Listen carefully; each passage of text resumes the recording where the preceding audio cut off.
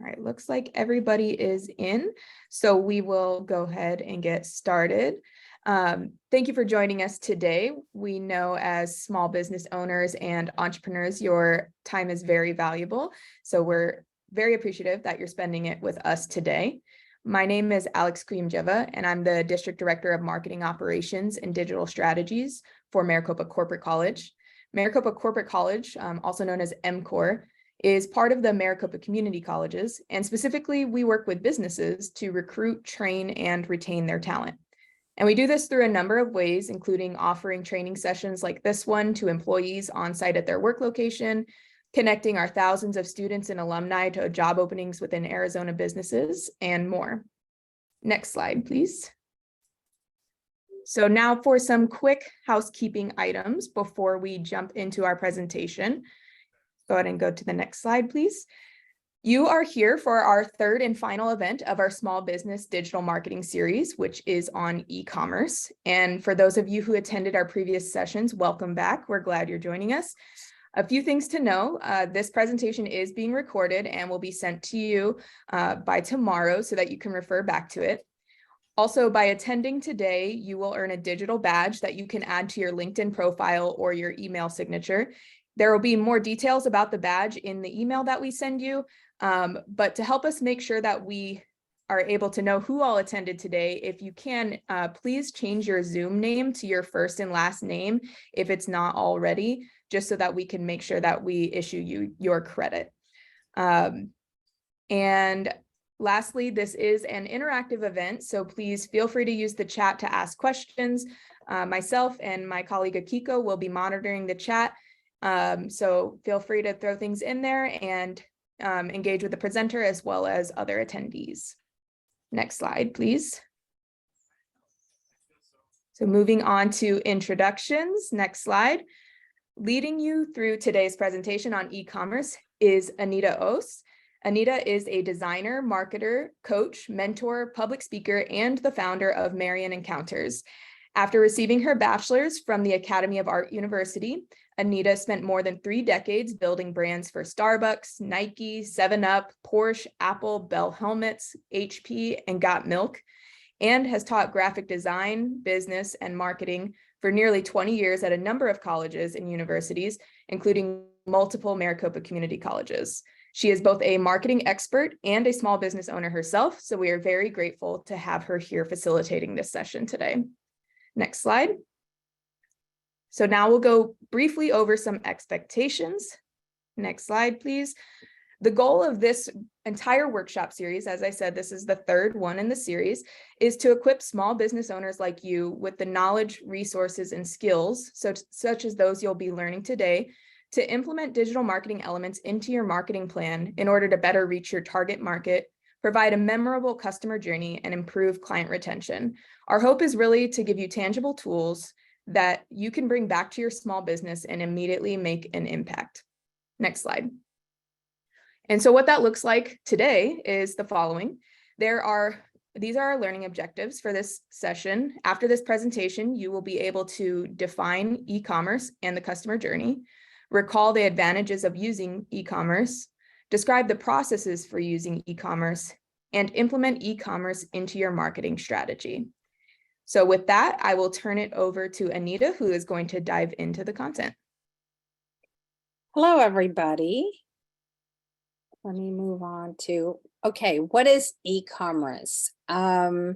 So e-commerce in a nutshell is a website that has shopping capabilities. So you can purchase products online. So let's take a look at our first slide here. So this is Sam Baldwin, and he's going to tell us what e-commerce is in a nutshell.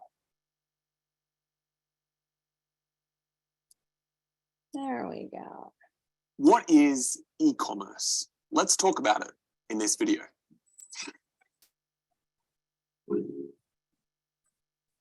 Hey guys, Sam here from keycommerce.com, and I love e-commerce. I've generated over $12 million worth of sales over the last couple of years, and I think e-commerce is pretty dang cool. If you are new to e-commerce and you have no idea what it is, then this is the video for you. E-commerce is buying goods or services via the internet. Fun fact, the first e-commerce thing sold was a Sting CD that this guy sold to his friend back in 1994. Usually people use e-commerce to refer to selling products online, but honestly, it means anything, selling anything online. These days, e-commerce is a massive field and there are hundreds of thousands of stores selling products to millions and billions of people. It's an absolutely booming industry, especially in 2020 and beyond. And it's growing bigger and bigger every year. If you haven't heard of it, you really should pretty soon. And it's going to be a massive part of our lives that isn't going away anytime soon. I made a video about why e-commerce is the future. I'll leave a link in the description. Go check that out after you watch this one. Okay, so how can you get into e-commerce? Well, two ways. You can be a buyer and you can be a seller. You can buy products from e-commerce stores. I do this all the time. You can buy your groceries, any products you want, go on Amazon, stuff like that. You can also set up your own e-commerce store. It's not hard. It's actually pretty straightforward and a lot easier than setting up a physical store in a mall or shopping center or something like that. You just need a website and a product. That's it. On this channel, I go through how to create an e-commerce store. I teach you everything you need to know. If you want to learn how to grow your e-commerce store, then check out the rest of my channel and the rest of my videos. There's a lot to learn and a lot to go through. Okay, so how does e-commerce work? So if you are buying a product, you go to their website, you often find them through Google search, Facebook ad, or something like that. You choose a product you want, you add to cart, and then you check out. Here, you can pay with your credit card and you are placing an order. By doing this, you are telling the e-commerce store that they're okay to charge your card and then send you that product. Depending on how that store delivers their products, it might just take one day or a couple of weeks. It will arrive at your home and it's a bit like opening a Christmas present. This is why buying stuff online is a bit addictive. It's really fun and it's like buying yourself a little gift. Okay, guys, that's it for today on what is e-commerce. This one was...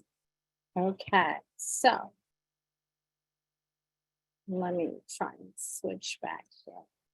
All right, so that hopefully gave you an idea. And so what we need to do when it comes to e-commerce, just like if those of you who are here already have small businesses, you're fully aware of this, that we want to take a look at everything from the customer's perspective. So we can have all kinds of plans for what we would like our customers to purchase, but we need to kind of walk them through some steps. And there's a term called customer journey in e-commerce. And this term really takes a look at all the different steps a customer goes through before they end up making the purchase and before they get to the point where they're advocating for you. So advocating for you really is telling others how wonderful your business is. So stage one, so we're looking at these stages from the customer's perspective. So stage one is discovery. This is where the customer discovers who you are. They discover what your products might be, but really this is going all the way to the very beginning where they're looking for something and they kind of stumble onto your mobile site or your Etsy page, right? So some discoveries that the customers and you are looking at is where are they coming from? So are they coming to your website from a Google search? Are they coming to your website from someone who had given them this information on your URL, right? So we'll go through some of that today too. I'll share some websites that you guys will discover and go through on your own for a few minutes. And so that would be, and that's an avenue that customers, you guys could possibly end up discovering about that company. So what brought them to your website? You want to kind of figure that out. At this stage, you can figure out what page the customers are landing on. So if you go to somebody's website, you will know that There's the home page, and then there are multiple other pages. So where are these new customers starting, and what are the steps they're taking to get to the point where they're going to check something out? So if you look at the right side of the screen, I have an example of this one company, and this is their mobile app. And so what they do is, it's a company in LA that delivers, it picks up from ethnic grocery stores or ethnic restaurants, and they deliver food directly to their customers. So the customer at this stage would be looking for a particular Middle Eastern product, and they go, oh, I found this site that delivers Middle Eastern groceries. Let me check that out. Which brings us to stage 2. So again, think of it from the customer's point of view. So now customers showing interest on this website. They have taken a look at it and said, oh, it exists, right? So they know it exists. Now they're gonna see what you've got. So how can we help our customers find what they're looking for? One of the most important things when the customers are getting to your website is customers who are leaving before they make a purchase. And we call this the bounce rate. So bounce rate is the percentage of people who come to your store without taking any action. So taking action in e-commerce could be that they're not making a purchase, or it could just be that they're not clicking on any links. It could be that when they get to your website, you want them to fill out a form. Well, maybe they're not doing that. So we figure some of this stuff out. We figure out what the bounce rate is. And all of this can be done automatically behind the scenes. So at this stage, we also figure out how we can get our prospects, so those people who have come to our website, to stick around and take a look at other products. So again, when we're looking at this grocery delivery service on the right, you can see, so the person has now discovered the website. They're looking for some spices. So they might say something like, oh, they might have the spices I'm looking for. I'm going to look. So when they are looking, they're going to make some other discoveries in this stage, right? So there's the opportunity for them to discover more than just the spices. They can discover now they deliver pre-made food as well, and desserts and all that. So it's an important stage. Once they show interest, this brings us to stage 3. Now they have intention. They have intention to purchase that product, but they haven't actually, they put the products in their shopping cart possibly, or they've checked off products on their wish list, but they haven't actually made a purchase. So a good thing to do at this intent stage, so intent, there's intent from the customer's perspective, is to capture their email addresses. So you'll see if you get to a website and you're browsing a little bit, they're gonna ask you to log in. And it's a good idea to do a free login with no commitment to do anything. So what happens when this happens, when the customer actually logs in, is they're providing their email addresses.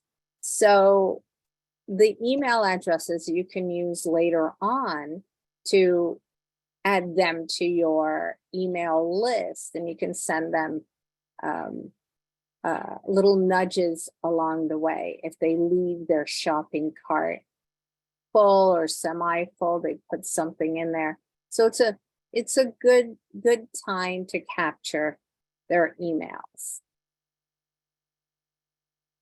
So you can also discover at this stage what pages, what page features are working to your advantage. The beauty about having an online store or a website is you have total control over your website. So you can, if one customer is unhappy or you notice there are several customers who are not actually clicking on the link you want them to click, you can make changes fairly quickly.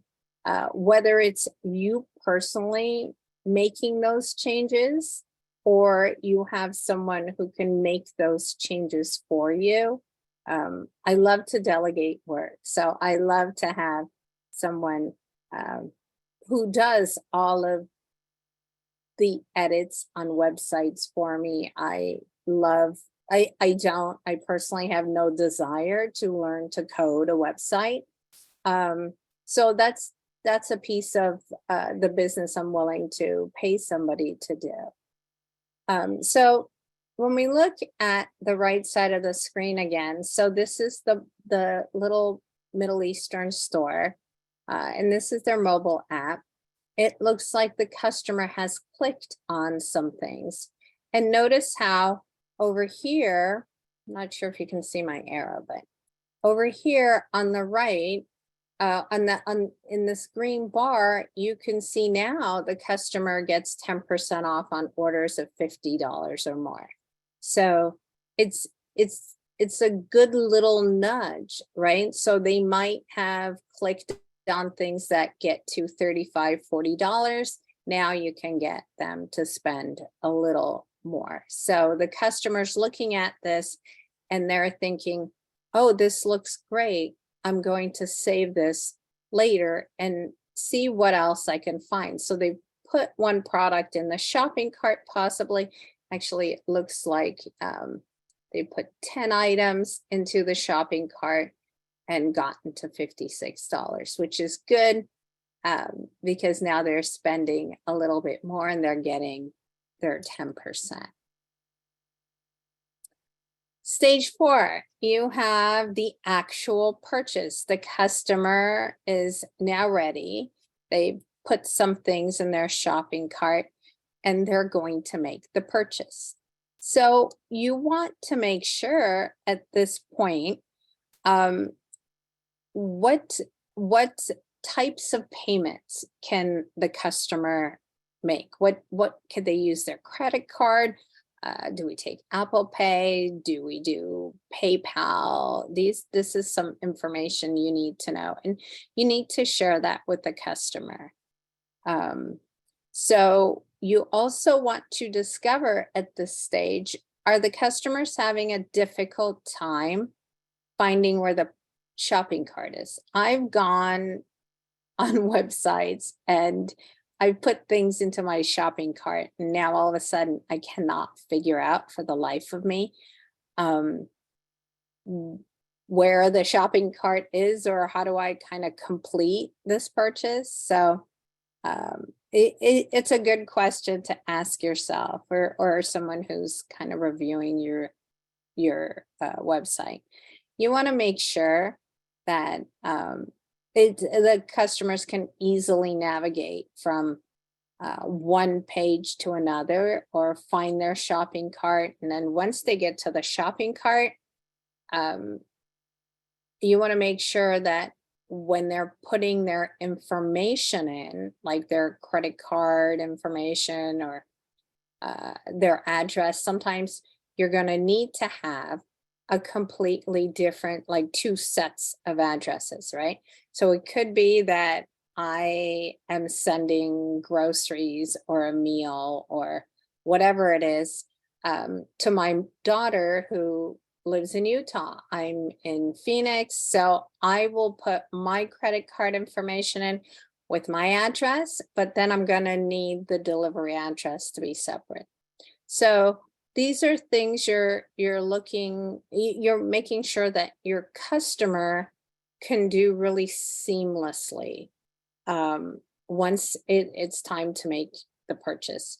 So in the case over on the right with this grocery store slash restaurant, right, delivery service, they have made the purchases. So they purchased it, now they're waiting for their delivery. So it's good to have some sort of a tracking system for them.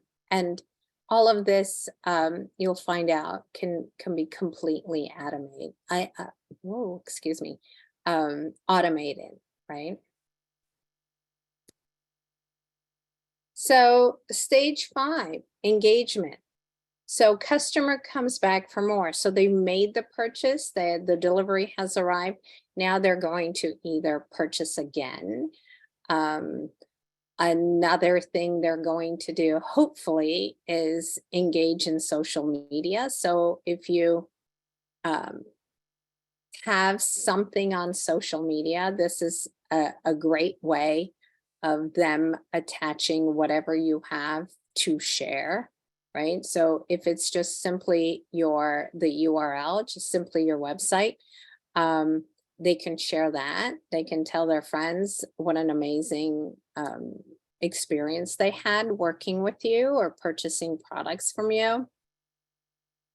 But you can, in addition, have them subscribe to a newsletter. You can have a monthly, quarterly, a weekly newsletter that the customers can get via their email address, which again keeps them coming back, right? Keeps you in front of their faces. You can have articles available for them to read. They could be your articles, or they could be articles from other websites. You know, you could share other, giving them credit, right? You could share other people's, you could have links to articles that would apply to your customers, and it would bring them back to purchasing some of your products. You can they can subscribe to customer only bonuses and upsells. So they could be linked in, they could be linked to your website. They could be logged into your website for free, but you can offer for a little additional fee, some other special bonuses. Maybe for, they get 10% off if they're either subscribing to your site for free, or maybe they are sharing your website with someone. You could have contests, all kinds of things to keep bringing these customers back. So you could see on the right now, the grocery store is the person who's gone through shopping at the store is saying, I wonder if they deliver from our favorite Middle Eastern restaurants, right? So they were initially looking at purchasing spices. Now they're looking at purchasing other products from you. Okay, so let's do this. I'm going to do maybe a 3-minute breakout session, and I want you to take a look at, from what I just talked about, I kind of dumped a bunch of things on you guys. Have a little discussion amongst yourselves. So I'm seeing, let me see how I can do this.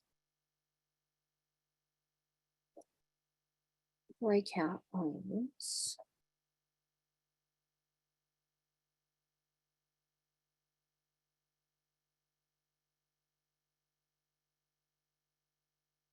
I'm going to do 5 breakout rooms, and then, so that will be about 5 or so people per room. Let's see how this works.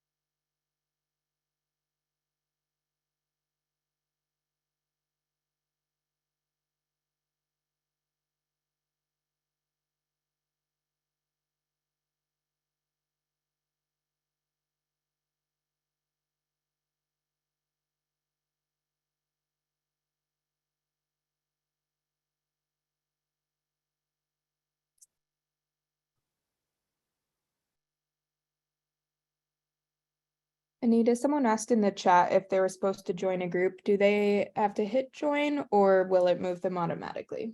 You know, I don't know. Good question. I'm seeing there are 5 rooms. I'm seeing. Mhm.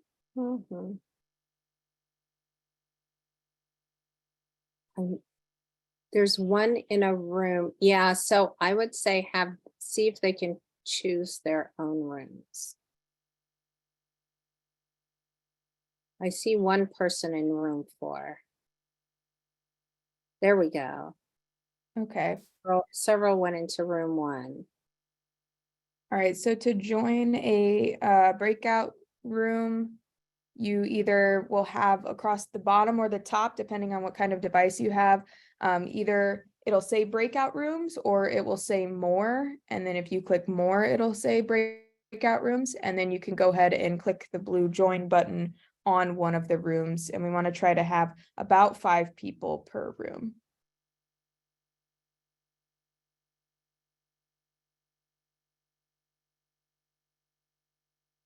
And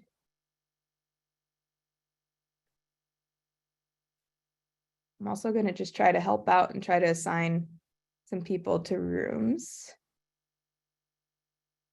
Yeah, Alex, maybe it's something you need to do at your end. All right, let's move room 4.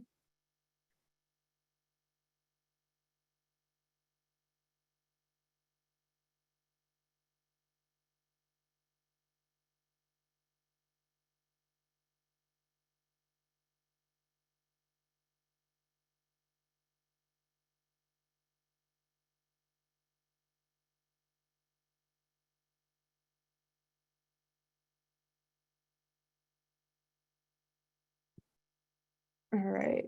Looks like there's some people I moved to a room, but you haven't joined yet, so there may be a little join button that you need to hit when I move you.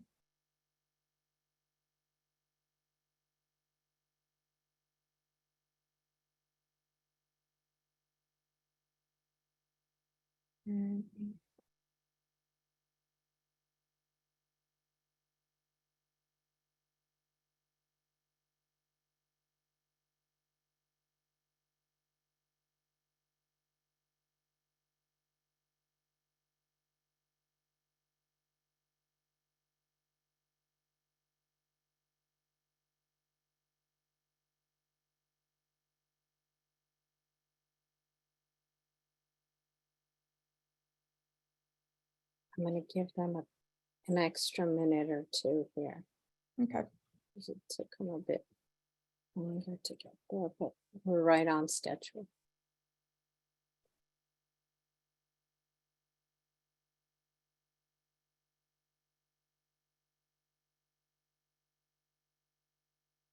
Most of the people that we have in the main session with us right now are MCOR employees. Okay. So that's why I've got them there. Katie, Jason, Emilio, Brent. Oh, I see. Yeah. Okay. Okay, let me see how I can close this out.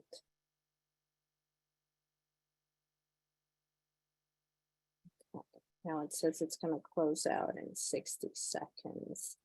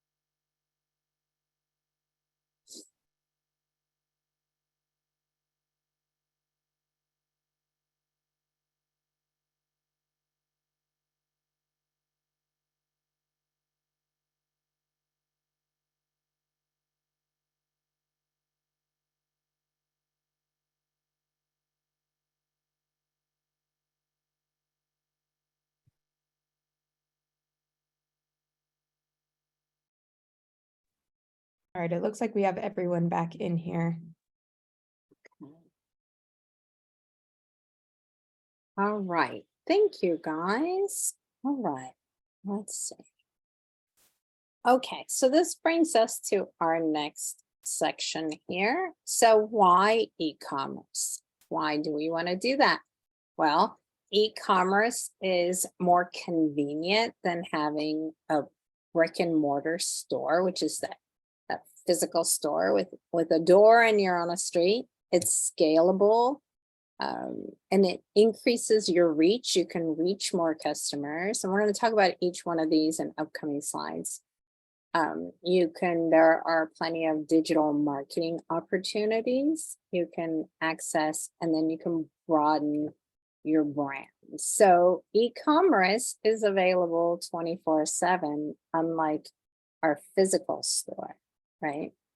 So let's take a look at this. This is from January of 2023. So it's pretty recent. And it's an overview of consumer goods and e-commerce. So when you take a look at this is business to customer only. So we in the business world, when we are selling products, we can sell directly to customers, or we can sell to other businesses who would either sell to the customers or they would change the product that we made available to them and then sell it to the customer. Like a restaurant might purchase some of our products and then convert it into meals that they would sell to customers. So this, we're looking at people who have businesses who are selling directly to the end consumer. So important numbers to take a look at is you've got 4.1, so 4 billion people who purchase goods online in 2022. So remember, this is January 2023. It's pretty recent information. So last year, online businesses reached out to 4 billion people. Also, this meant $3.5 trillion of product that was sold to the end consumer. So those are kind of these two are the numbers I want you to kind of focus on. So scalable. So there are things when you own a business, you have product lines and you have a mix of different products. So once you're selling a mix of different products, whether they're digital products or they're physical products, within each product category, you are probably going to have several product lines, right? So, or within each product line, you could have several product categories. So when you physically have to have all this stuff in a store, it takes up shelf space, right? So when it's all online, you can really easily add more products, take away the products that are not selling well. You can grow if you need to, you can grow your business, but you're not going to be paying any more rent. You don't need to look for another office space. You don't need to physically move. So it saves money when you're trying to scale, and you can also scale up or you can scale down without any kind of negative repercussions. So let's look at another chart. So this is, again, really recent from a couple months ago. And these are the different categories. So if you're carrying a particular category, if you're in the fashion business, I know a lot of people like to create things like bracelets and necklaces and so on. And then they have an Etsy shop that they can sell these products on. So when you look at this, take a look at fashion. So fashion, $871 billion worth of product was sold to the end consumer in 2022. Electronics are pretty high up there. So electronics are things like cell phones or laptops, or how about cell phone chargers, right? I was at the airport the other day, and my cell phone charger I had forgotten it at home. So I know around the house, you know, when I need to go around town and make that purchase or get it online, I'm only going to pay $7, $8 for a charger. But I was at the airport and I really needed it, so it was $38 for a cell phone charger. So I broke down and purchased it. So 700, so almost $900 billion, like the fashion, right? So almost $800 billion, excuse me, when it comes to electronics, toys and hobby products, DIY products, huge. Furniture, of course, personal household care products. You can order food online. The example I had earlier of the store that actually picks products up from other stores. It's just ethnic stores in particular, and delivers them to your home. So there's another opportunity. So let's move on. Whoops, clicker's not working. So reach, by looking at those numbers, we could see that globally we can access millions of people. We can expand our business opportunities, so we can be available to customers here in the US, but we can also be available to customers if we wanted to globally. We've got our neighbors down to the south. We have our neighbors up to the north, right? So we can expand our business opportunities that way. We can reach more people than on a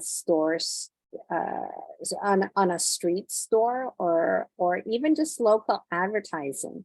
I think you guys did. I'm pretty sure you guys did one of these workshops on social media, right? So or online advertising.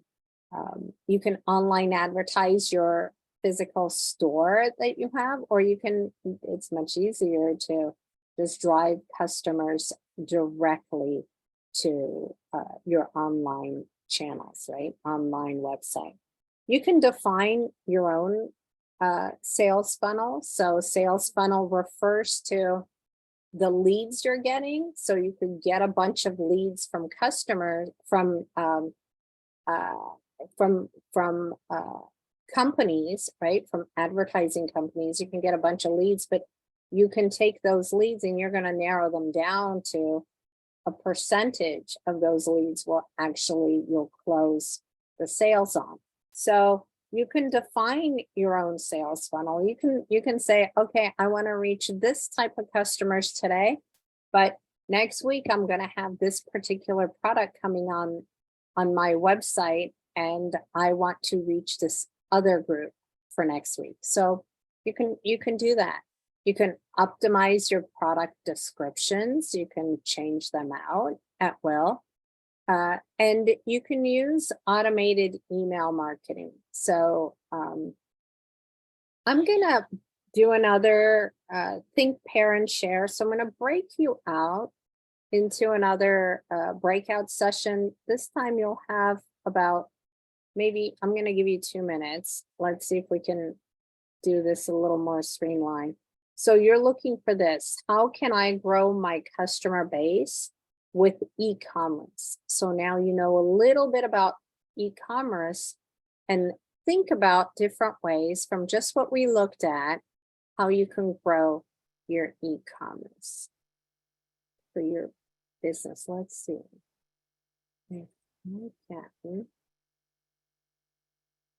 Breakout rooms. I'm opening the same rooms.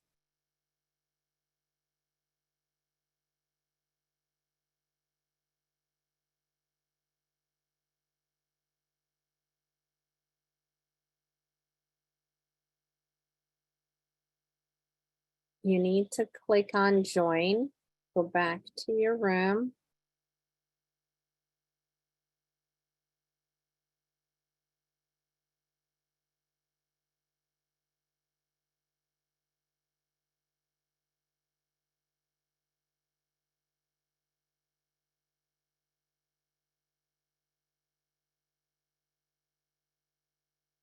And if you don't see a join button, look on your Zoom controls for either breakout rooms or more. And then once you click more, you'll see breakout rooms. And there should be a blue button next to the room to join.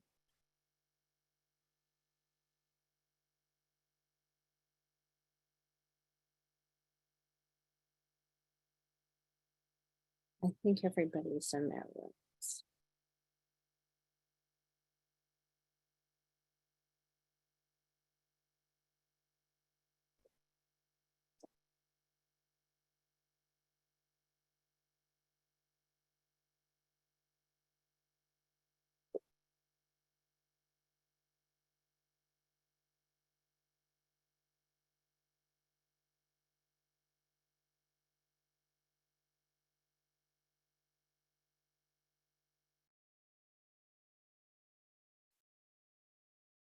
I'm going to close the rooms. It's going to take another minute.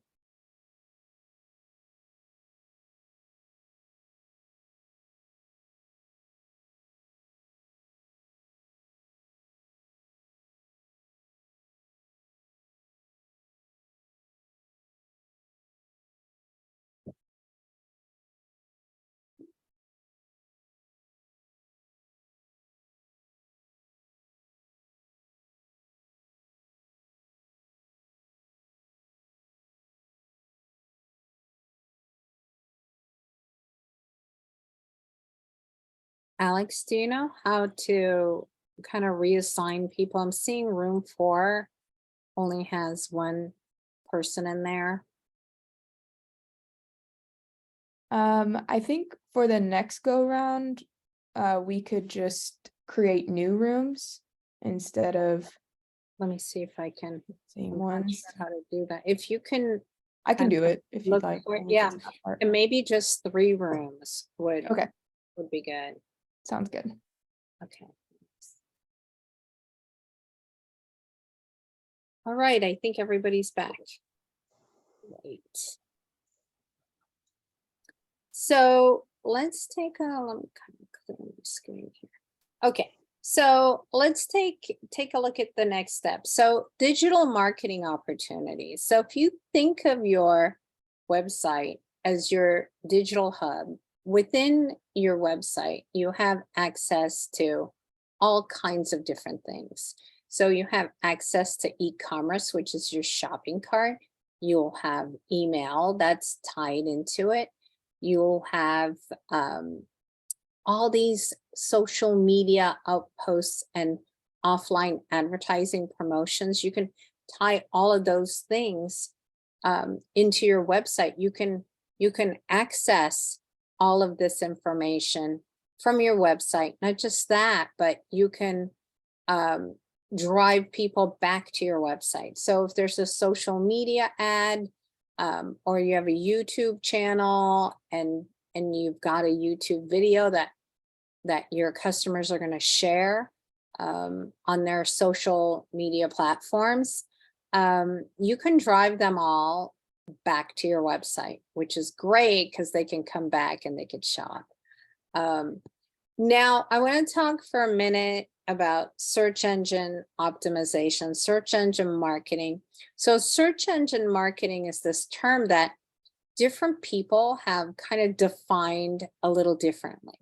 But the actual definition of SEM, or search engine marketing, is this overarching category of your company being able to show up higher in search engine searches, right? So there's Google's the biggest one, right? But then there are others like Bing and DuckDuckGo and a whole bunch of others.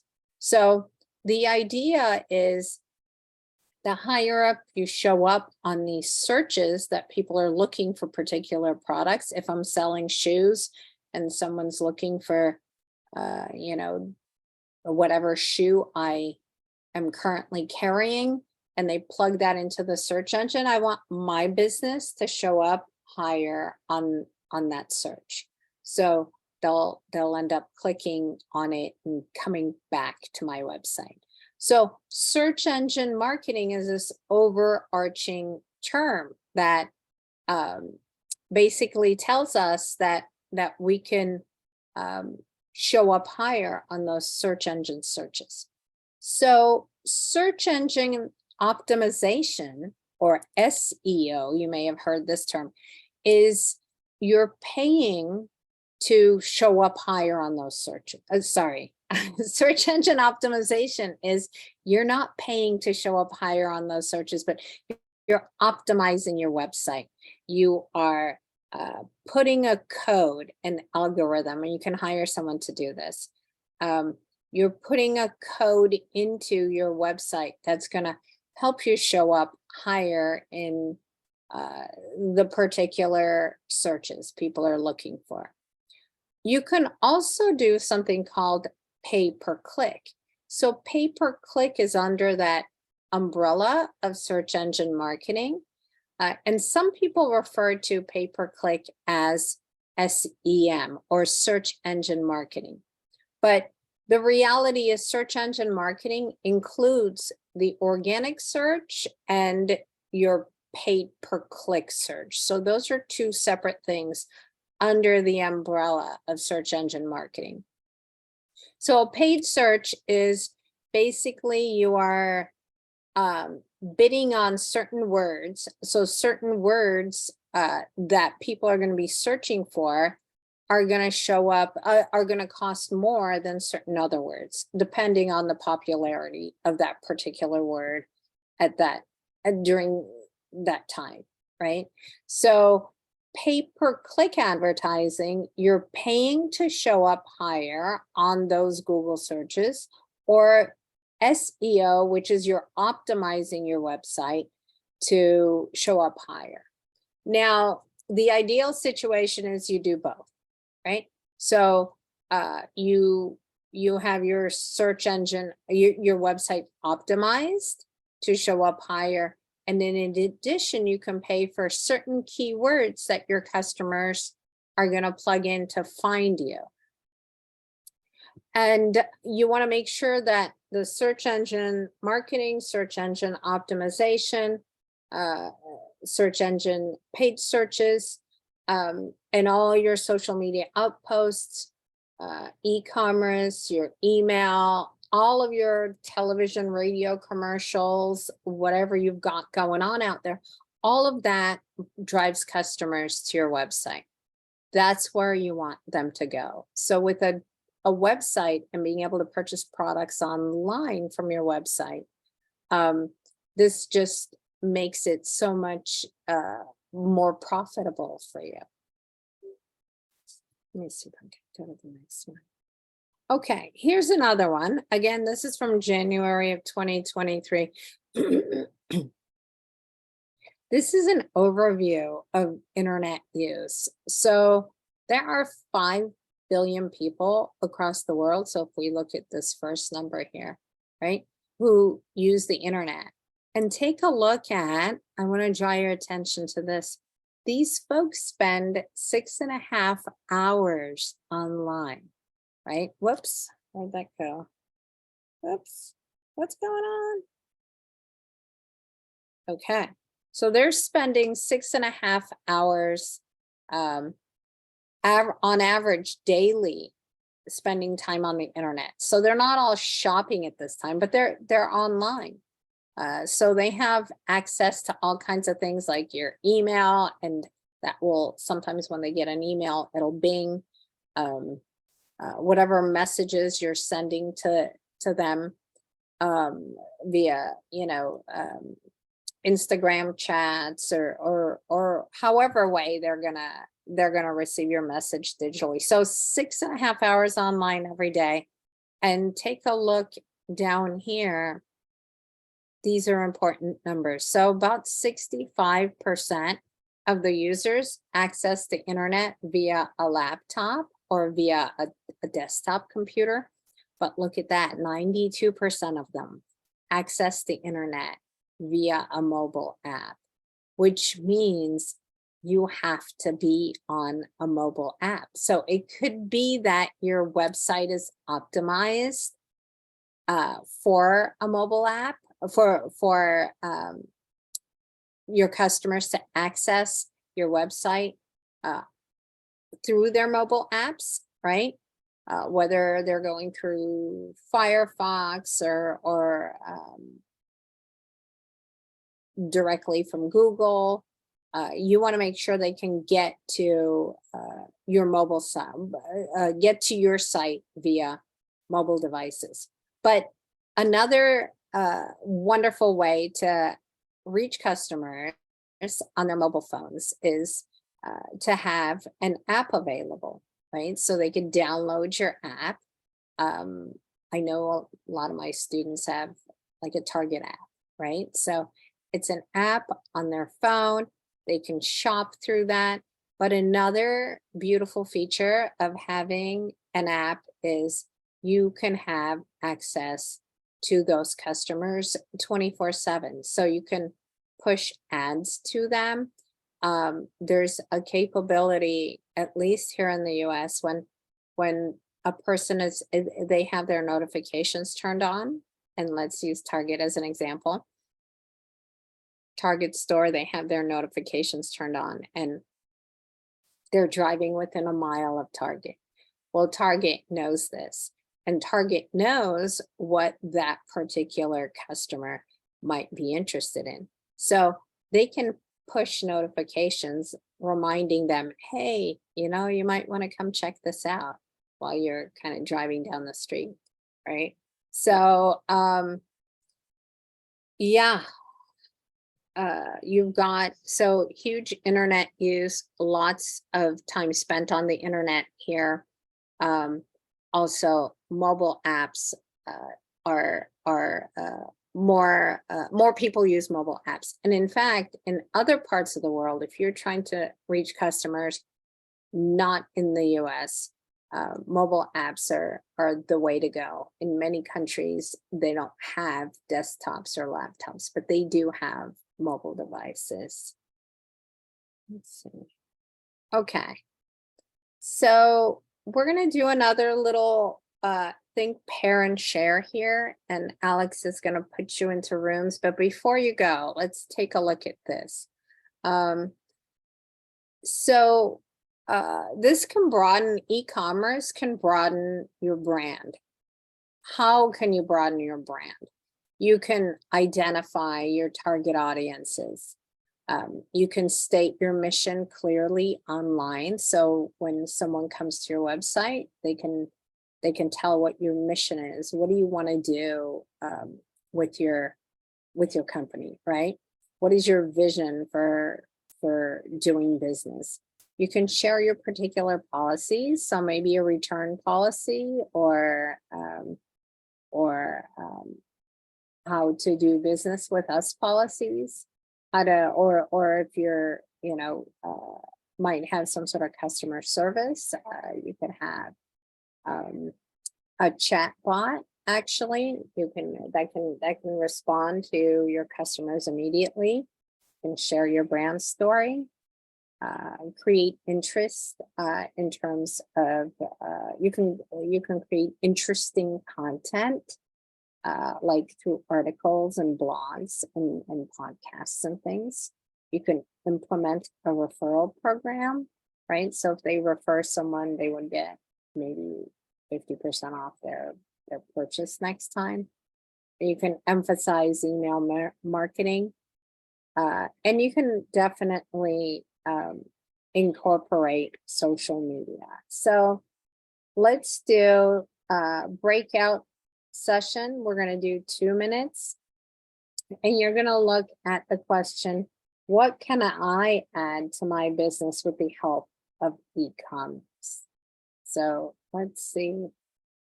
what elements you can add to your business and have a little discussion on it.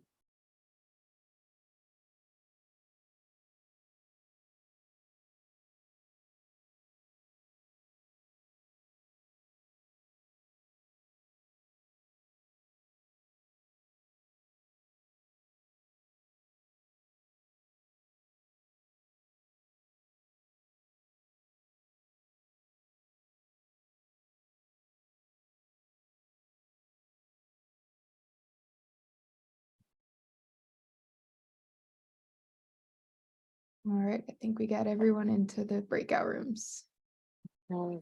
Yeah, I think that is it. So that's gonna, yeah, we're on time for that.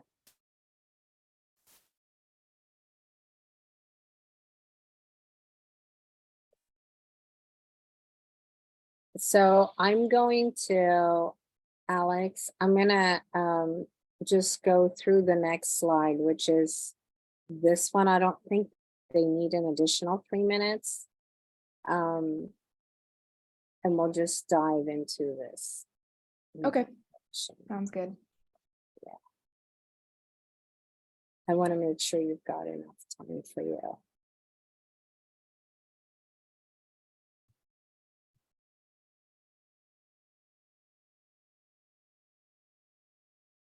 Just let me know whenever you want me to close. Oh, yeah, you can probably close it because it takes another whole minute once Okay. you close it. Will do.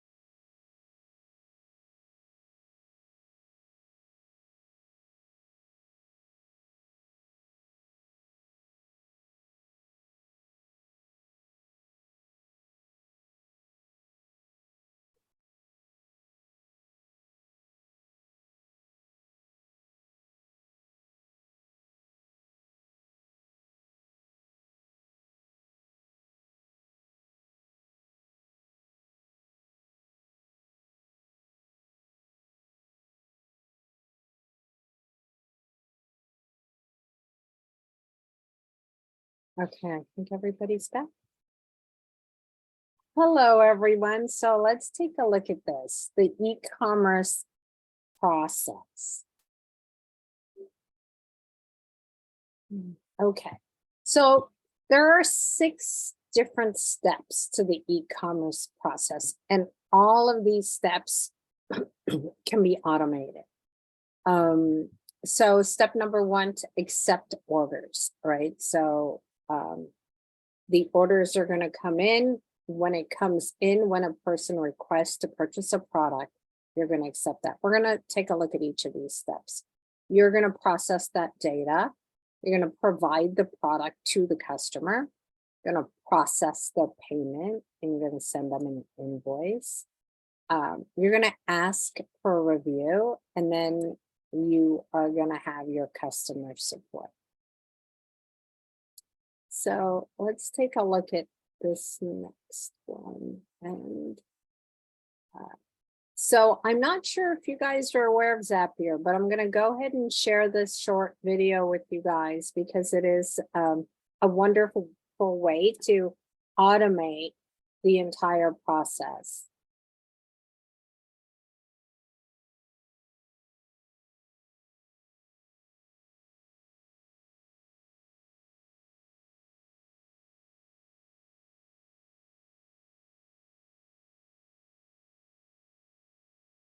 I'm going to try.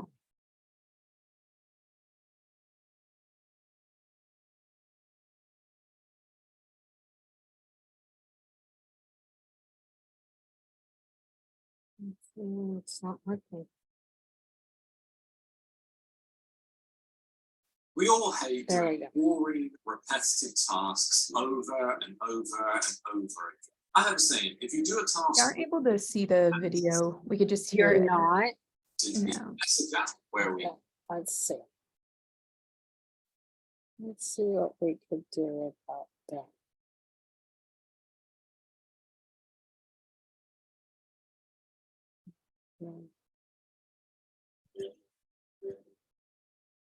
Okay.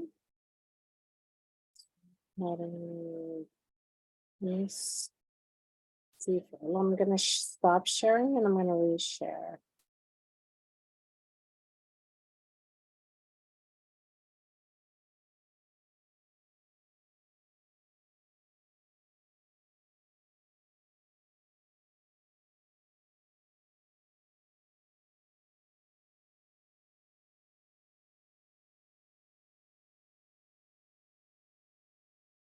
Can you guys see that now?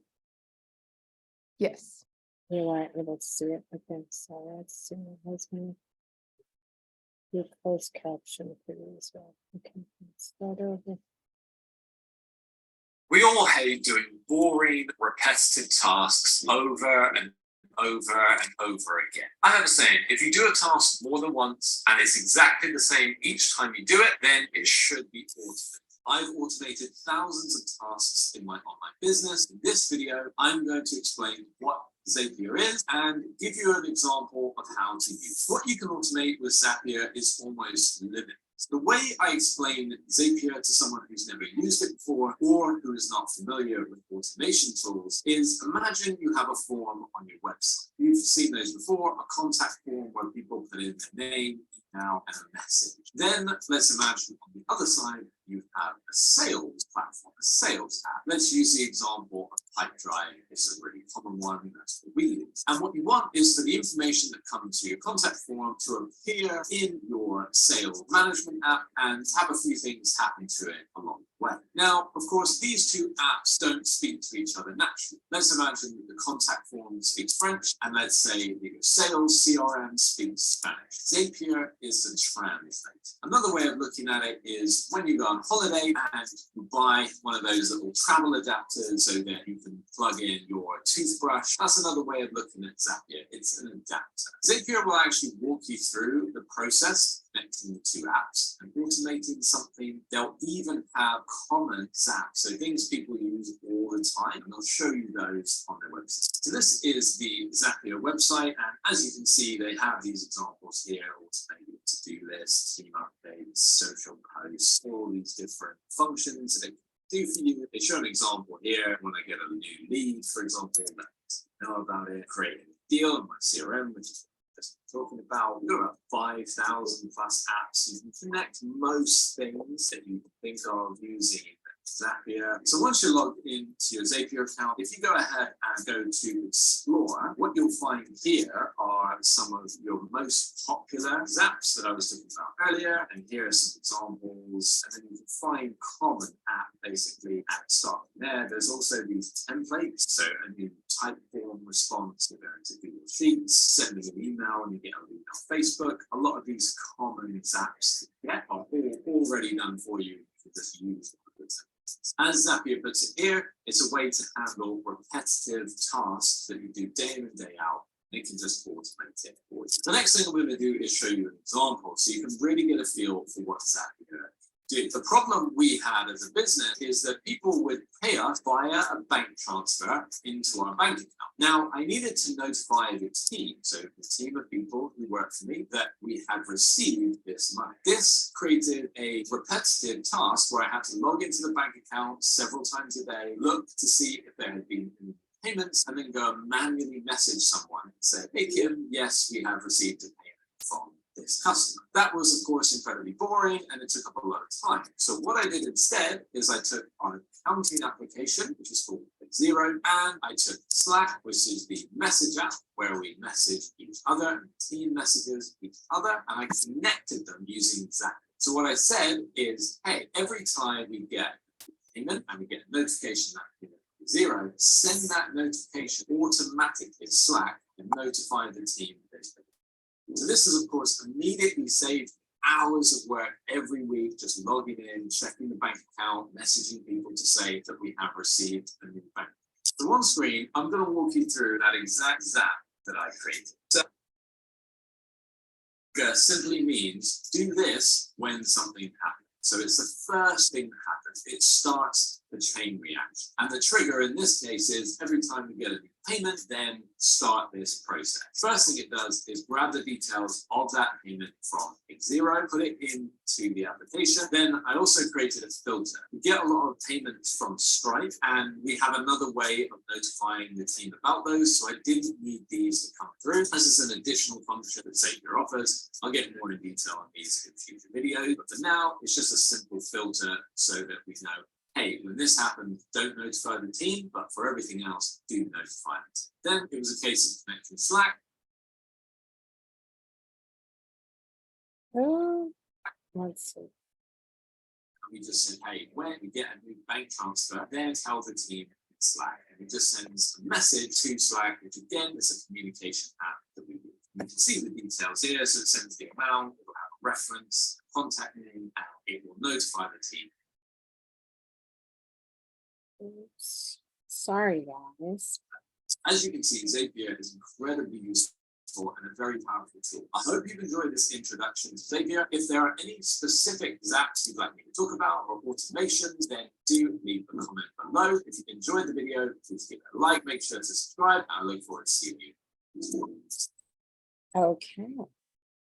So let's get back to our slides. Okay, so that's Zapier. Hopefully you can research that on your own if you're interested. So with Zapier, you could go through all of these different steps. So for accepting orders, Spotify is a good one. And I think Alex is going to make these slides available to you guys later. So tomorrow, so you'll be able to click and get to that website. So Shopify is the top dog that offers almost everything a business desires, depending on, of course, your pricing model. So what model do you purchase? Now, if you already have a WordPress site, and some of you may. Hey, Anita, real yeah. quick, sorry. We're still seeing the YouTube, not the presentation. That's good. Let's see what I could do for that. Oh. Let's get rid of that. I'm going to stop sharing and start sharing.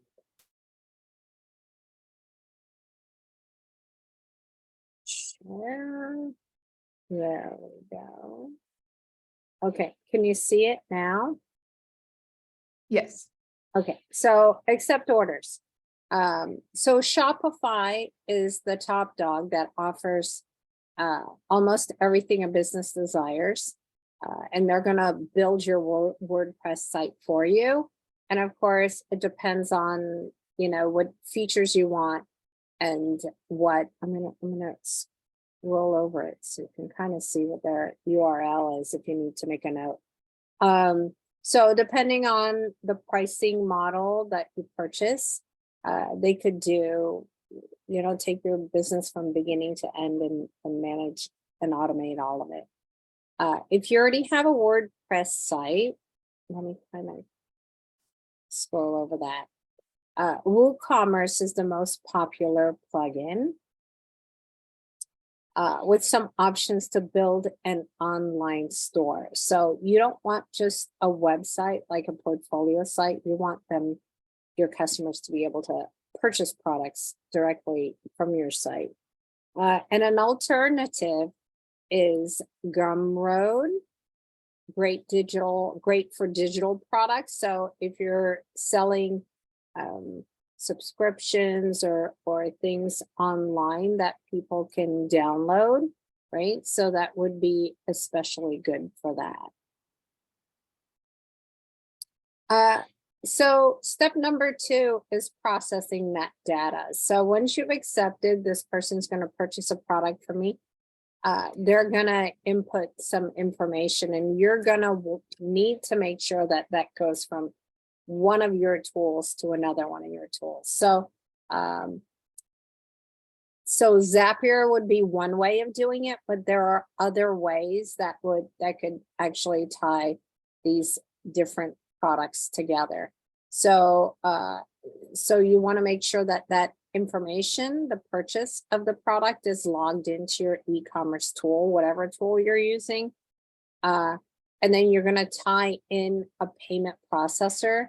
Stripe is one. I'm going to just kind of hang here for a minute, and we'll do some sessions you can explore on your own. You can create different products, and Stripe will also do your sales tax amount for you. So in some businesses, in some countries, and in certain states, the tax amount would be changing, so they would take care of all that for you. It's a good payment provider for SaaS. So SaaS is software as a service. So so for SaaS solutions, or for subscription, for subscriptions, if someone wants to subscribe to your particular business or your particular channel or newsletter and things like that. So it's all digital. And then there are some no-code tools for subscriptions. So no code refers to you not having to write a code, right? Which we love. So it's a lot of kind of click and move through. And you can send a confirmation email through your CRM or newsletter tool using these other products down below, or you can use Zapier. I'm going to leave you guys here and not do a parent share, but I want you to spend some time clicking or plugging into your, I'll leave this page up, plug into your computer these various sources. So what is HubSpot? So check that out with their CRM products. You can check out Stripe and see what they're gonna do. So I'm gonna, or they're capable of doing. So, and I'll give you guys, let's see, I'm gonna give you guys 3 minutes actually total. We're kind of running short on time here. And then we'll discover member track together. So I'm gonna give you 3 minutes.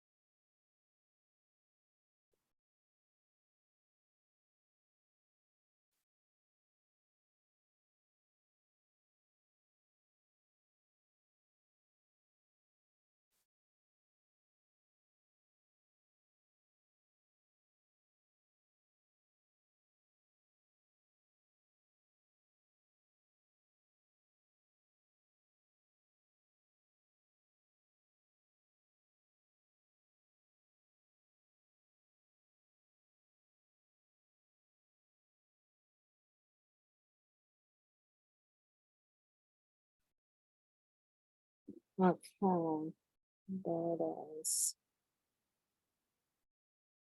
Okay, whoops, oh no. There we go.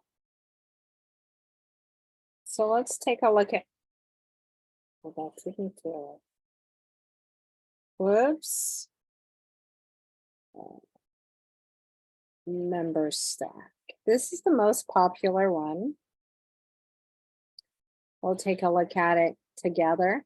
So you can launch this program quickly, and it gives you an idea of how the customers coming through, they sign up, they do a Stripe checkout, so you can tie those other apps to it, and you can integrate other features. So it's got more than 1,000 different features, and these are the apps that are available through MemberStack.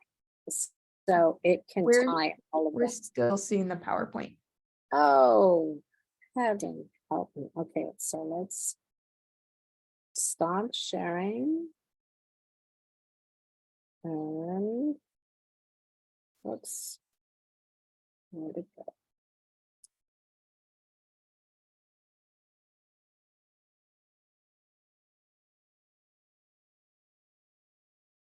Stop sharing. Can you see it now? Yes. MemberStack. So MemberStack, this is the absolute most popular one out there, and you could see this is the home page of the website, so customers can come through and they'll sign up, and they'll tie in Stripe and over 1,000 other apps, whatever you wish to incorporate into your site. Or into your business, right? So you could have customers go to, you can have customers go put in questions into your website, and then it can send it to you via Slack. Slack is a really popular one that I use. It can send a little chat to you. And we're gonna watch this. Hopefully this is gonna work. Hello, my name is Duncan, and in the next 10 minutes, I'm going to show you. Sorry, guys. So go through this on your own. It's 13 minutes long, and it's on the MemberStack website. You can design different templates. So flip through this on your own. And it shows you all the different apps you can build into it. So let's see if we can go back to the Microsoft. Can you guys see the slide now? Yes, we can. Okay, good. So you'll be able to discover these on your own. I think, Alex, right, when you guys send out the slides, are you sending out the PowerPoint tomorrow? Yep. Yeah. So it's a good way for you guys to kind of go back through when you've got the time at your own speed. So step number 3 is to deploy the product to the customer. So if you've got digital products like subscriptions or ebooks or different tutorials, you can directly just send them an email, and they can click on a link or a message. They could click on a link and get to it. But if you have a physical website, if you have a physical product, you're going to need to reach out to your logistics providers. So this could be a warehouse that your product is actually living at, or it could be in your garage and somebody's in charge of that. Or it could be you're in charge of that. So you would at this point need to figure out how that product is going to get to them, right? So you're going to need to ship it. You're going to create an invoice. So a lot of the websites themselves will create invoices for you. But if you're selling products outside of the US, sometimes it's more difficult. Many of them many of the e-commerce platforms and payment providers do not do not offer an invoice service that works well and efficiently. So these are some other options for you guys. FreshBooks is a good one, and Invoice Ninja is a good one. And then, of course, follow-up. Follow-up is really important. In the classroom, when I'm teaching, a lot of students seem to think that actually closing the sale is the final step, but it really isn't. You want to follow up. So you want to send out an email, a text message, or if you're a really small business, you might want to just call them and see how they're doing in a couple days. Are they happy with that product that they purchased? Because reality is, if they're unhappy for whatever reason, they're going to tell a whole bunch of people about how unhappy they are. But even if they're unhappy and you end up making it good for them, and they are ultimately happy, even if there were some difficult steps along the way, in the end, a happy customer is going to tell more people about how wonderful your business is. So this is a good way to increase engagement. So you're building a relationship with your customer. So a customer at this point can become what we call a client. And a client is a customer who keeps coming back for more. So that's what we're looking for.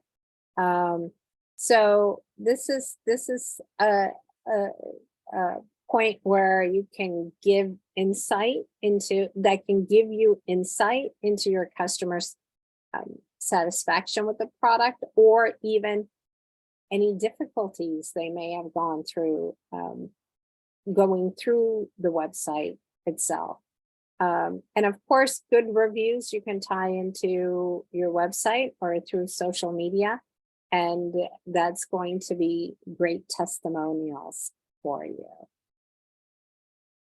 You can review emails via the CRMs by including a link to the emails, right? And process the review. And then you can save it to a Google Sheet or an Airtable. And of course, all of this, again, is automated no matter what product you're using. And there are several products out there. I just shared Zapier with you guys earlier because that's the most popular currently.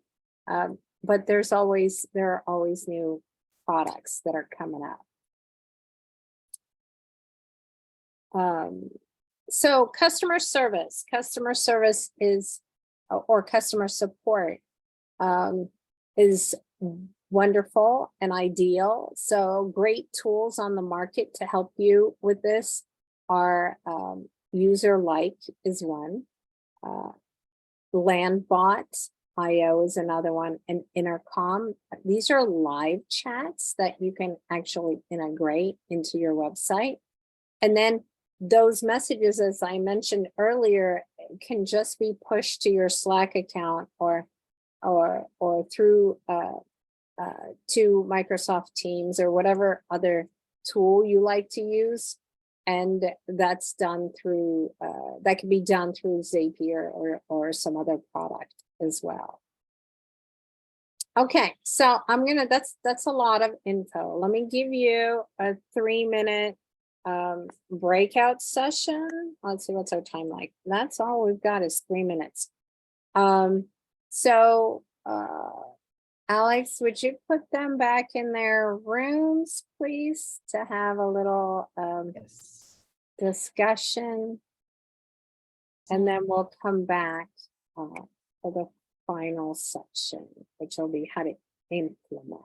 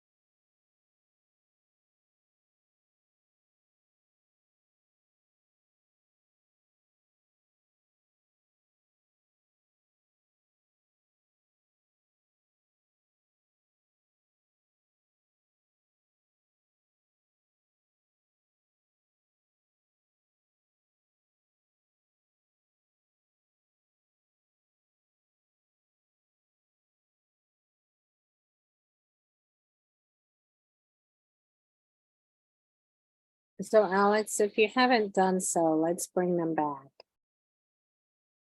Alrighty. All right, they'll be back in 1 minute. Yeah.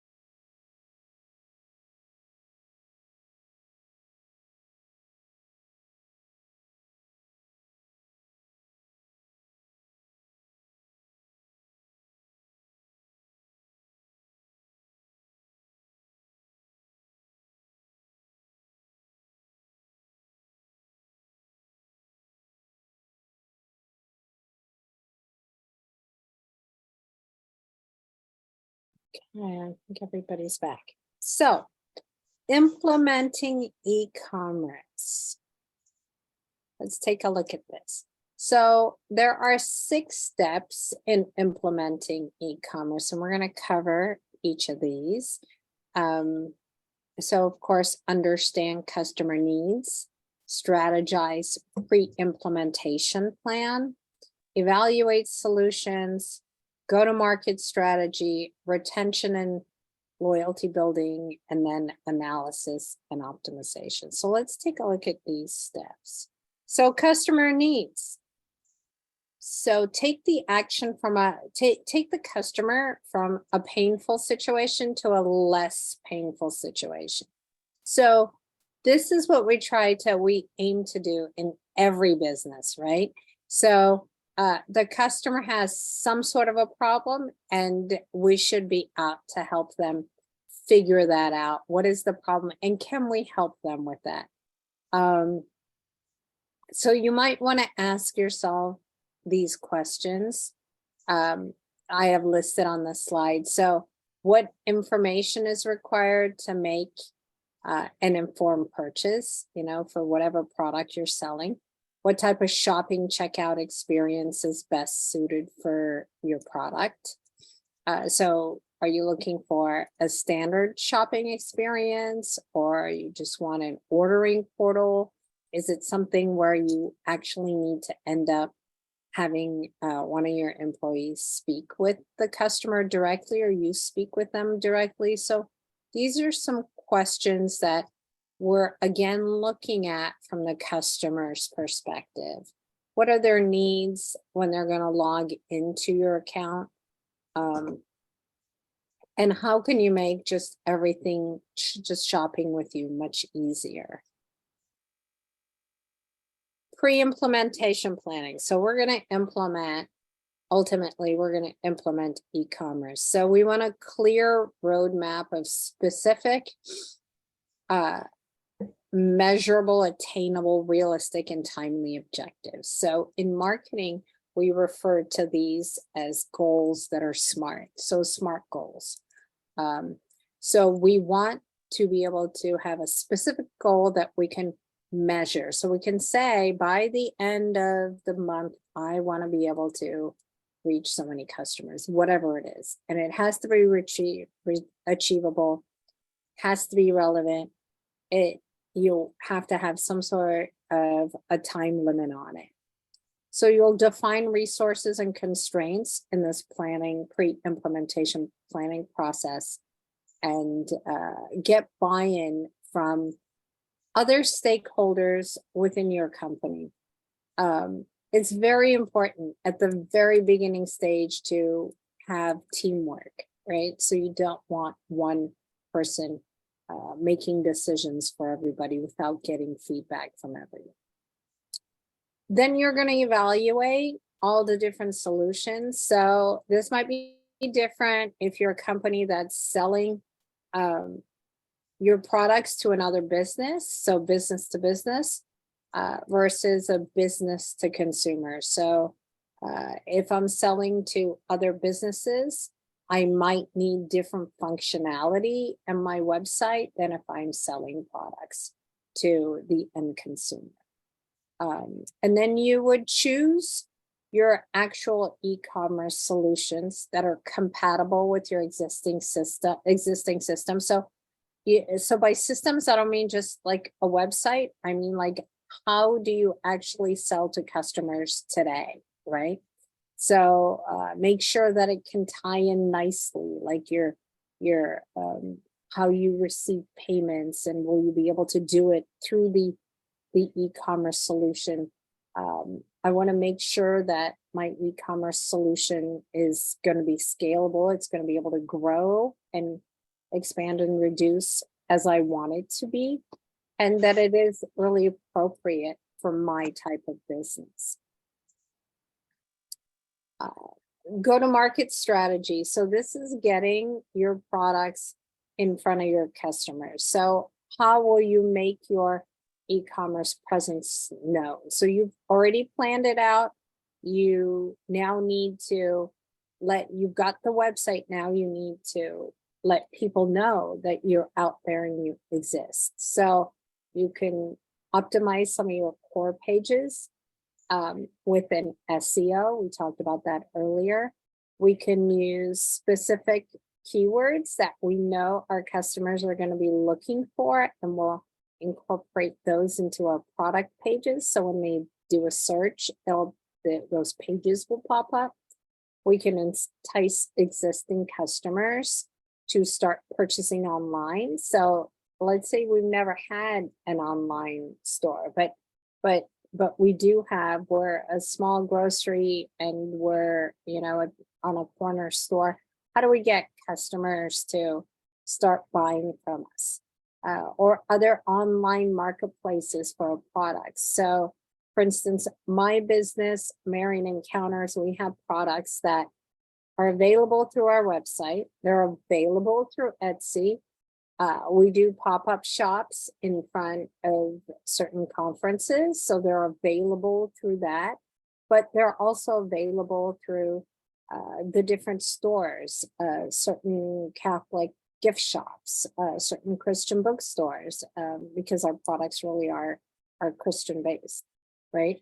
So you want to take a look at the other online marketplaces, and then what promotional strategies are you going to run? Are you going to have paid display ads on, whether it's on social media or on somebody else's website?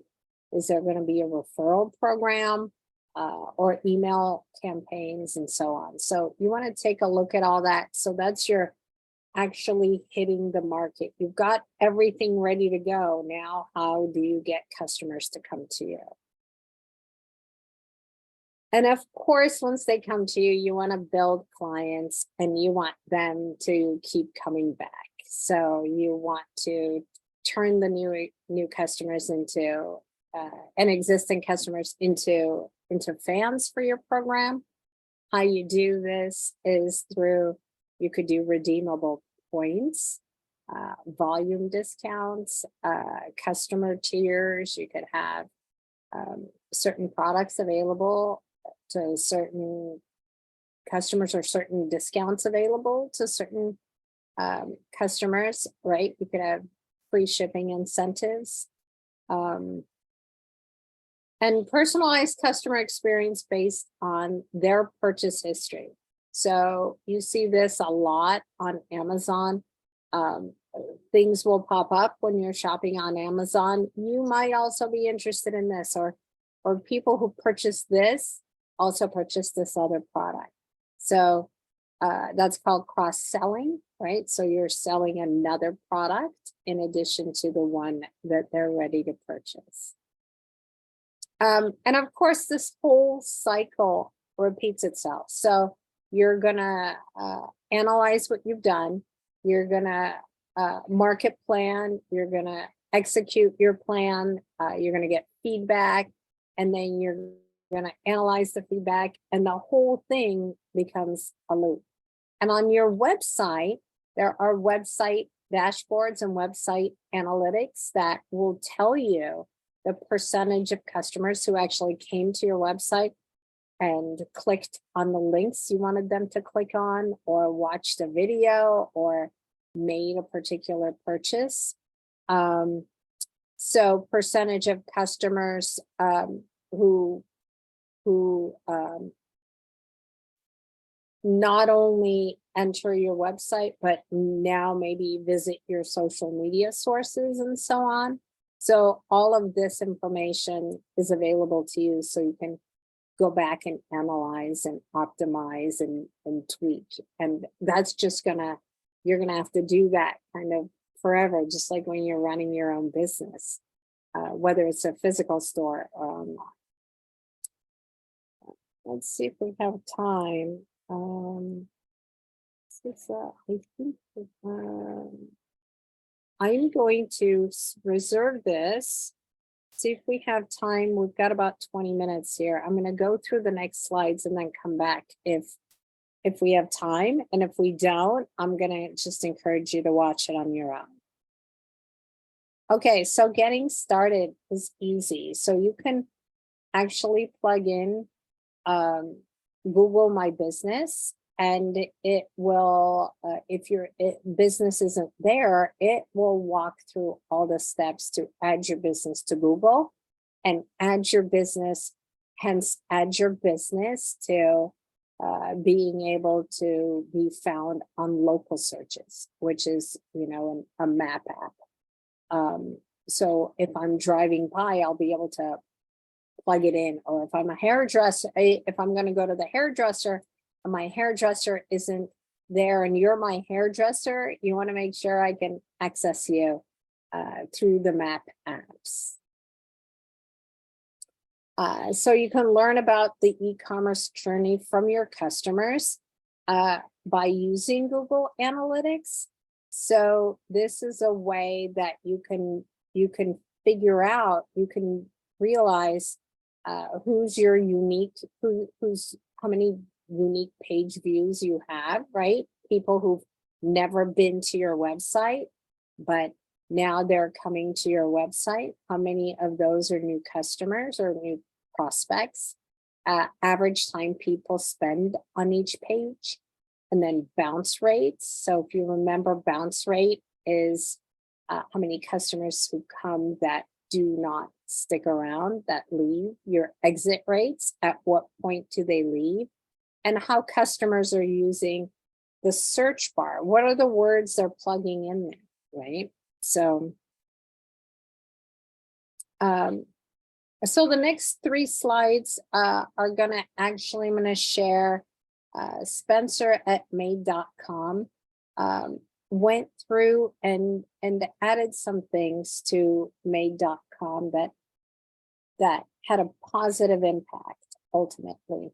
So this was the made.com website. So you can purchase products based on the color scheme of your room. So Spencer at Madewell placed a survey on the showroom section of made.com and asked the straightforward question, how did you hear about this showroom? So you could see that down here, that just pops up, and that helped him discover some of that information. So you could do that. Heat maps, if you didn't know about this, heat maps help you discover the interest and the intent of the customers. So it will tell you on your website, when your website pops up, where are those customers clicking, right? Where's their little mouse, and what are they looking at, and what area are they checking out? So Spencer could see where people hovered over and clicked on the updated navigation options and compared visitors' interactions on the new and the old versions of the page. So this is very helpful if you're redesigning a page, to first check it out. Where are customers going to? What area are they hovering over before?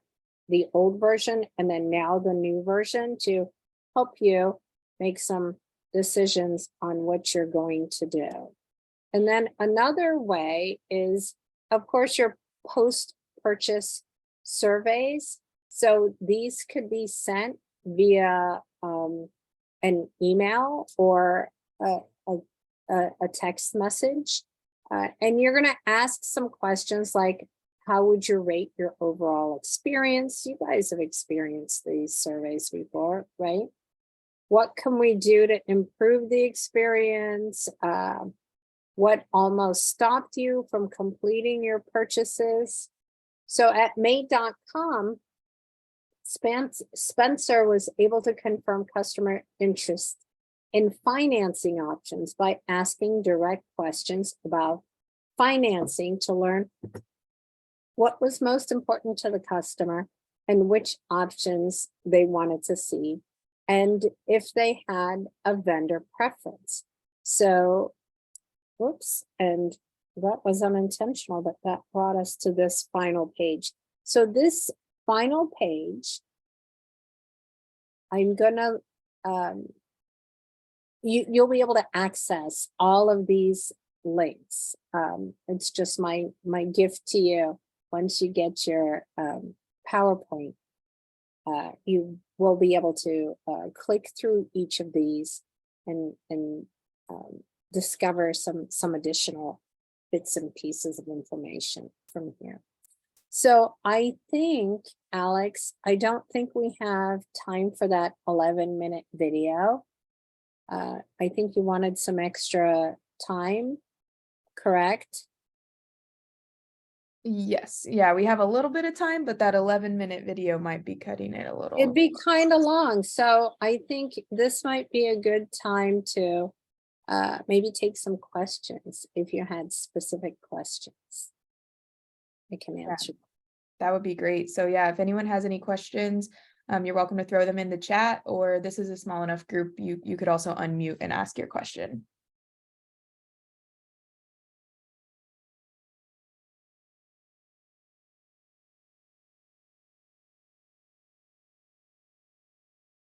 Don't be shy.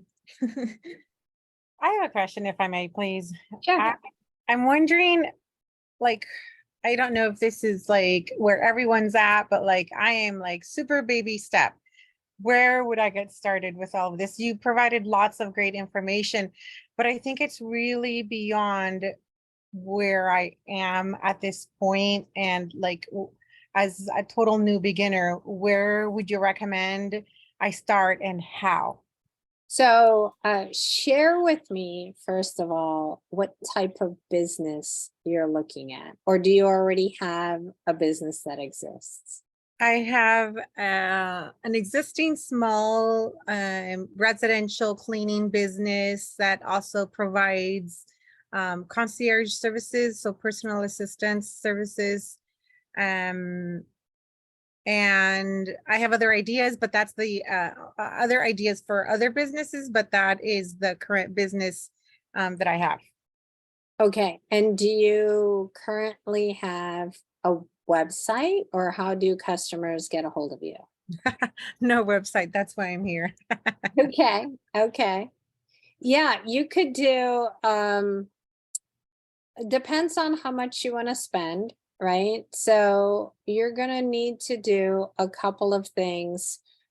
You're gonna need you're gonna need what we call a domain name. So that will cost you maybe $10 a year. So it's not a lot, but that domain name is the URL, the information, the address that people will plug into their computers to be able to find you, get to you, right?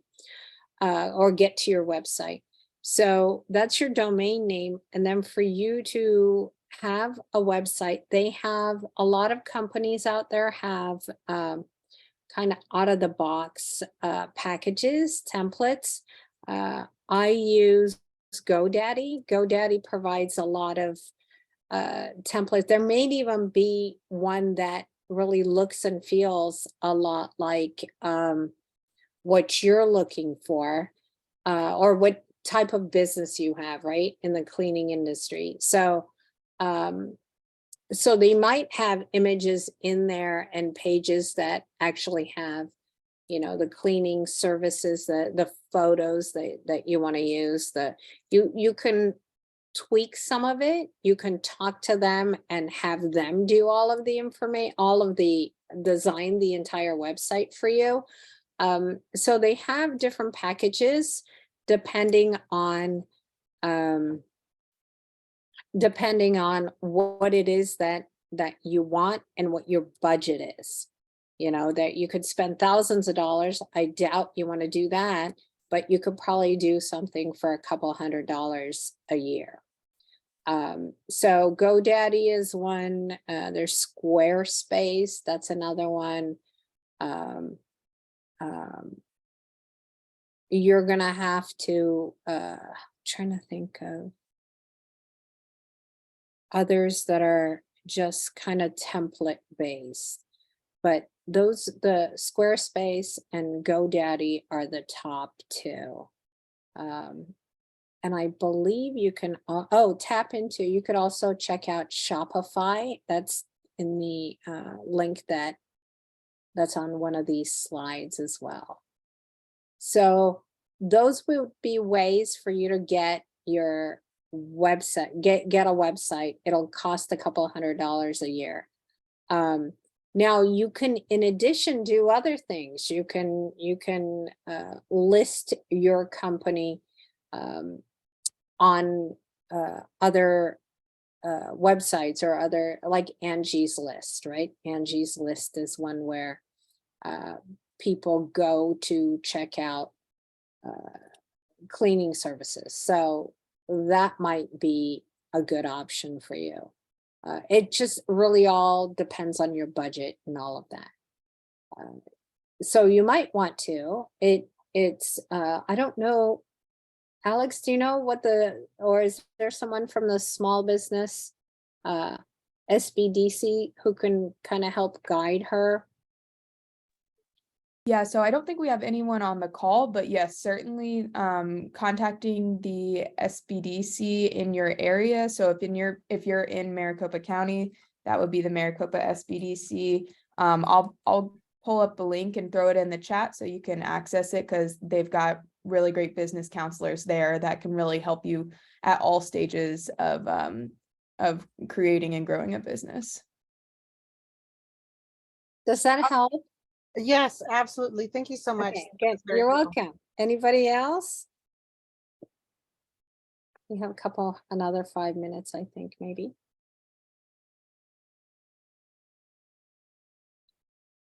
So tell me, how is this what you guys had in mind, or are you kind of like MP that is it too overwhelming, or what do you guys, any kind of feedback for me?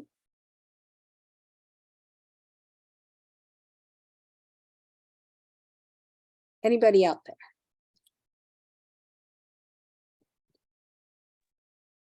This is MP once again.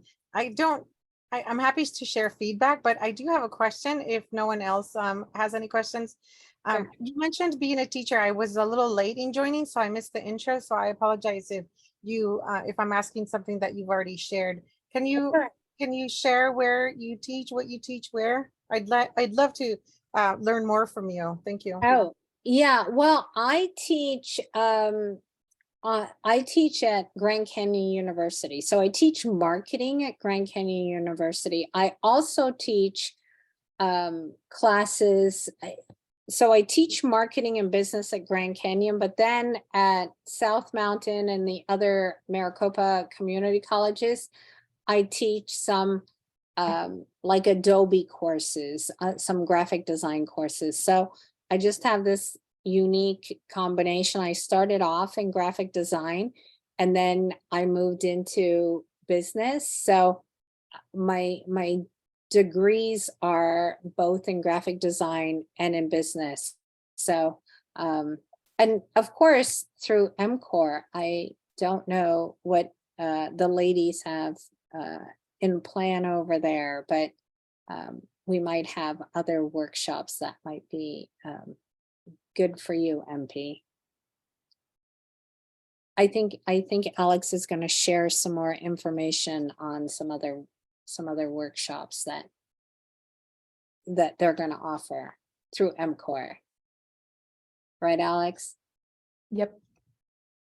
Yeah. So yeah, I teach, I lecture on various subjects in business, and then also other subjects, more religious, faith-based, Catholic-based talks, and those are available if you're interested in any of that through marionencounters.com. But yeah, and you can certainly reach me if you just want one-on-one consultation. Is that okay to share, Alex? If she wants to reach out to me, I'm not sure what you guys' policy is with that. I'm actually not sure either. I don't know if Akiko, you know. Yeah, I'm not so sure either. Okay, So maybe you can do like separately, just. Well, that's what I mean. Like if she wants to reach out to me and if she specifically has questions for me, is that, are you guys going to share any of my information or anything? Or she can reach out to you and then. We'll find out from our team out. and then either, connect you both or share the contact information. Yeah, but SBDC has wonderful resources and consultants. I'm not working directly with SBDC. I'm with MCOR, but so you can see if Alex and Akiko can get back to you on that, if that's okay. MP. I appreciate that. Thanks so much. Sure, absolutely. I think we're good on time here, Alex. Yeah. So yeah, I'll go ahead and take it back over if you don't mind. And thank you so much for sure, absolutely. presenting today. We really appreciate it. Sure. So just a few things before we log off. If you could go to the next slide real quick. I think actually 2 slides to the.